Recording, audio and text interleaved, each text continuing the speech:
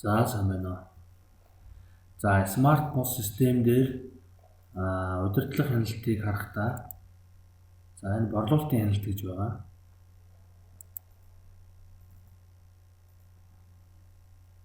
За энэ борлуулалтын хяналт дээр за ерөнхийдөө тухайн борлуулалт ашигаа график хэлбэрээр харах боломжтой байгаа.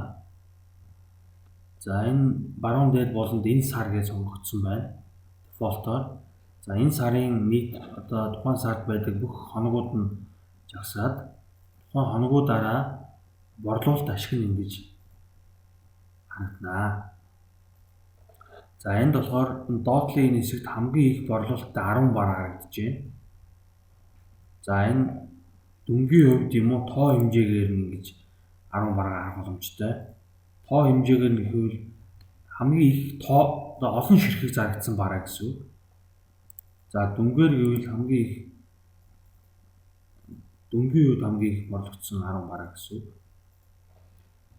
За энэ борлуулалт цагаар гэдэг маань за тухайн одоо дэлгүүр, ресторан, аялал жуулчлал хамаагүй аль цагт хамгийн их ачаалттай байна.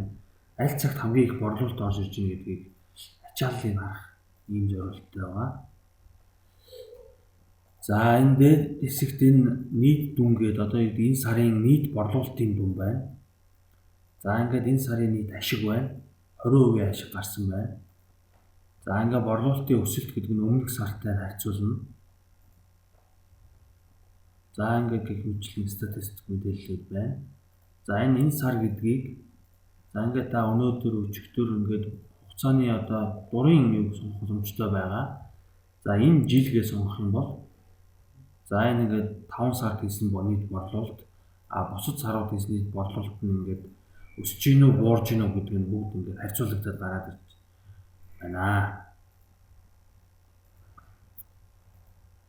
За баярлалаа.